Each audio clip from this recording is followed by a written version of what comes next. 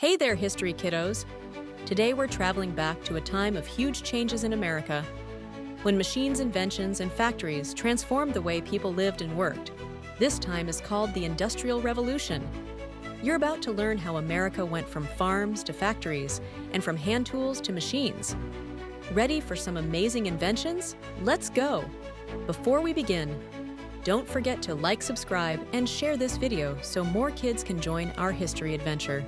The Industrial Revolution was a time in the late 1700s to 1800s when machines started doing jobs people used to do by hand.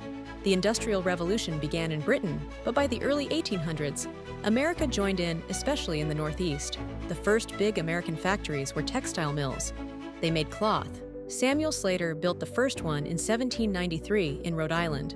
In 1793, Eli Whitney invented the cotton gin, a machine that quickly removed seeds from cotton. This made cotton super profitable.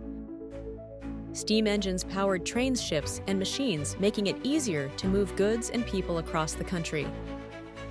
In 1844, Samuel Morse invented the telegraph, which could send messages across long distances in seconds. Before the Industrial Revolution, most people lived on farms. Factories made cities grow fast. This was called urbanization. Many factory workers were kids, some as young as 7 years old. They worked long hours in unsafe conditions. Inventions like the sewing machine typewriter and later the telephone made life easier and faster. By the late 1800s, America had become an industrial powerhouse, setting the stage for modern technology.